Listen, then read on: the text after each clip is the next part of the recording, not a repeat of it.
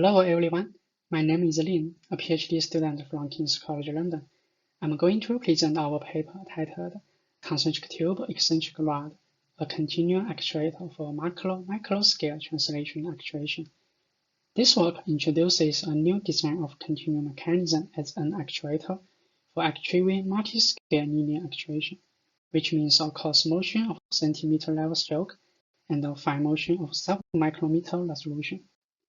Micro motion devices are widely applied in tasks which require a fine motion in a large workspace, like semiconductor fabrication and supermicrosurgery. Two representative examples. The first is a voice coil motor connecting with a piezoelectric actuator (PZT), and the second one is a pneumatic motor plus a PZT. Both of them has two actuation stages, a coarse stage for large stroke actuation and a fine stage for short stroke but high resolution motion.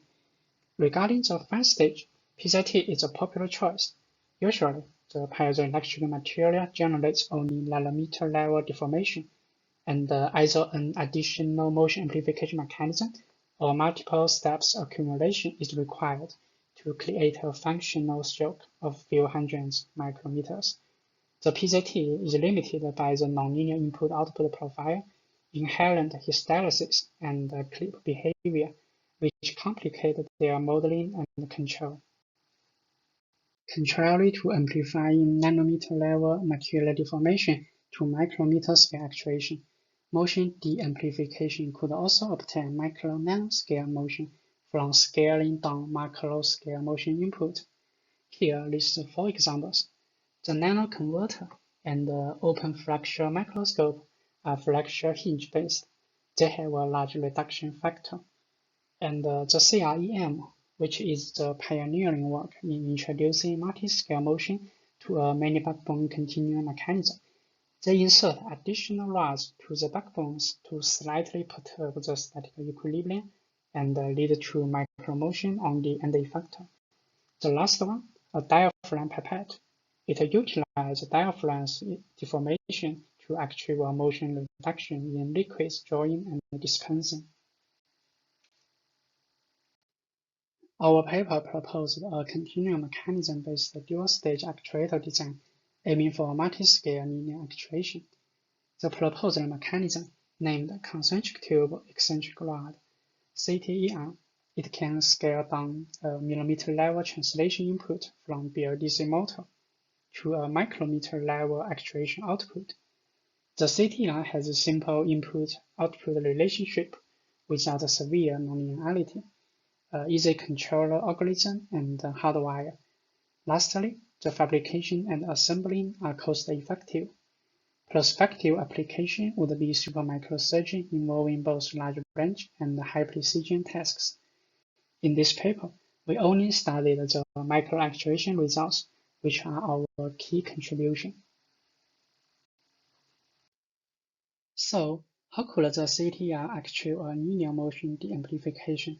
Okay, we know for a many backbone or tangent-driven continuum robot, typically a short actuation of the backbone will lead to a large bending of the continuum robot, since the backbone are arranged closely in the body. Conversely, if the robot shape is modulated externally, then a short push-pull motion will be generated on the backbone's end. Concentric tube robot, which comprise multiple pre-curved and concentrically arranged elastic tubes, can change its shape actively and effectively by translating and rotating the tubes. So the idea is, we inventively combine the many backbone and the concentric tube continuum structure as shown in the video. When the outer tube is translating over the inner tube, the shape curvature is modulating, and then a micromotion is generated at the rod's end.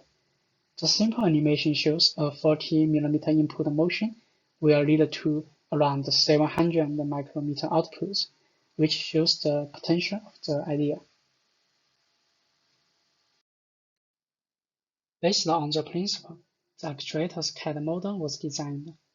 For micro-actuation, both the inner and the outer tubes, the full system, are actuated to slide along the linear rail, while for micro-actuation, the inner tube maintains steer, and the outer tube is actuated to translate over the inner tube. Then the carriage will deliver a micro-motion output. Picture below shows 4 rods are eccentrically arranged within and guided by the inner tube. The rods traverse the inner tube from its input end to the termination end and clamped here. 4 rods are arranged, but only the blue one is chosen for output motion. The rest 3 rods serve to support the blue rod so it can maintain a tiny radial offset to the inner tube's center line.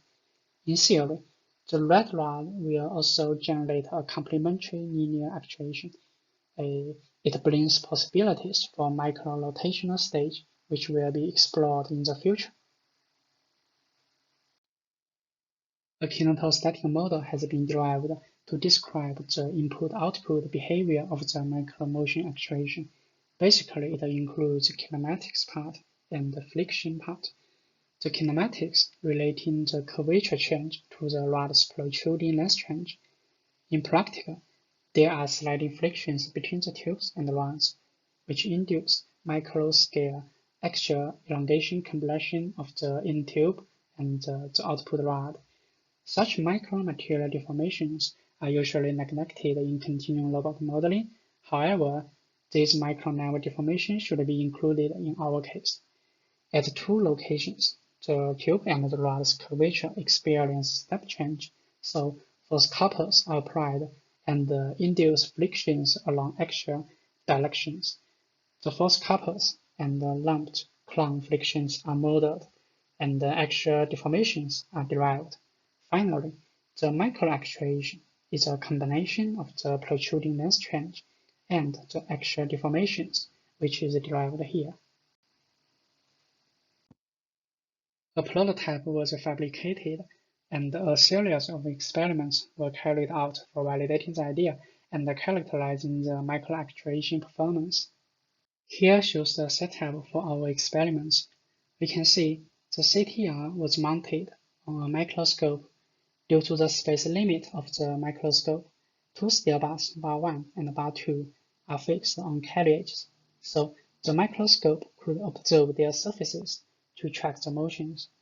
In the microscopic image, during micromotion, bar 2 will keep still, while bar 1 will slide horizontally. The calibrated resolution of the microscope can be up to 88 nanometer per pixel, which is suitable in our experiments.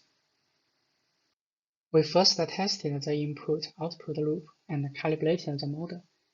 The translation input 1 was actuated forward and backward in 0 to 50 mm range with 1 mm increment, and repeated 50 loops to measure the profile.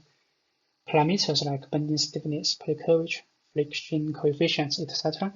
were calibrated with the profile. Right image shows, after the calibration, the predicted profile matches with the measured profile closely, with a mean error of 1.61 micrometer and a maximum error of 5.56 micrometer. For repeatability, the actuator was controlled to pass through a sequence of positions by 50 times, and the repeatability was evaluated by studying this micro-actuation's distribution. 4 groups tests were done, corresponding to different stroke lengths. Results shows the maximum mean standard deviation is 1.92 micrometer for 232.48 micrometer stroke. Among the 4 groups, large returning motions were observed, when the actuation direction reversed.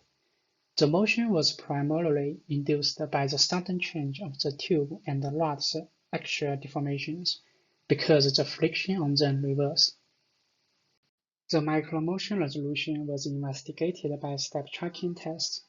We can see from the staircase response, the micromotion resolution is 0.216 micrometer.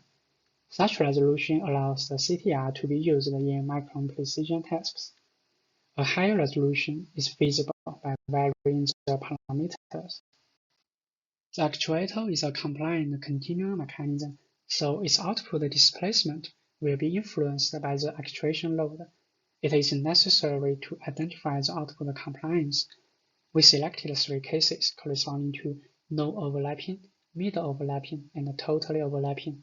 Then, a series of external forces were applied to the output carriage, and the change of the output displacement were recorded. The result shows the actuator maintains a stable output compliance among its full output stroke. Now, let's have a look at the prototype learning video. First is macro positioning. The BLDC motor 2 is learning, and the full system is translating along the rail. We can see in total 15 mm stroke is achieved.